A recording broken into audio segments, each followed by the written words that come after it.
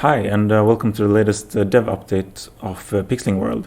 So I've been working on a number of things, but just to recap, last time I showed how Pixlings have started evolving the behaviors to chase each other and how they started remembering the positions of apples and to avoid walls. So I thought, okay, what's the next step here that would be interesting? Well, I thought maybe collaboration in some way. Perhaps they could group up to try to kill one pixeling together. So I thought, okay, how do I do this? Well, first of all, maybe let's give them some kind of stronger grouping than species. So I gave them teams, but that didn't do anything really. So then the next thing I tried was to give them team territories. So you can kind of see here that there's like these different territories for each team. And I was hoping that they would try to defend their territory or something like this. But this also didn't really work out. So then I thought, okay, wait, for them to actually be able to collaborate in any way, like they're going to need some way to communicate, right? So I implemented this kind of, let's see if you can see it here, like this Pixling language. So each pixeling can say kind of a word, and these black weird things on top of them are, it's kind of like a pie chart where each, there are 8 axes going out of it, and each of them is how much they're saying like that word in their sentence, or how you want to think about it. And then they can choose to listen to one other pixeling. And we can see probably, yeah, let's see if we can see them change. Yeah, not always. Yeah, this guy was changing a little bit there. But yeah, this also didn't really work out. Like they didn't seem to be encouraged enough to actually speak to each other. I did see some weird little dances where it seemed like the speaking was influencing the pixelings. So it's definitely coming across, but they didn't use it. So I thought, okay, wait, why aren't they using it? Well, actually, perhaps it's because of the incentives. Because the pixelings, when you think about it, for them, the most beneficial thing is always just to try to find other pixelings, kill them, and eat them. And there's really not that much benefit to be had from collaborating.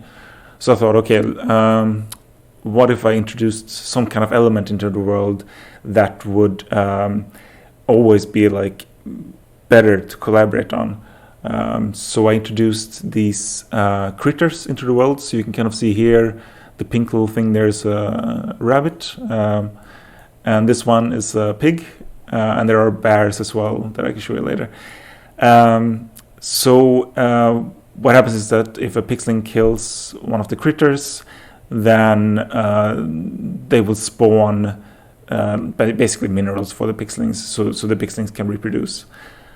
But this also didn't really work out. The pixelings did learn to chase the rabbits and kill them to get more minerals.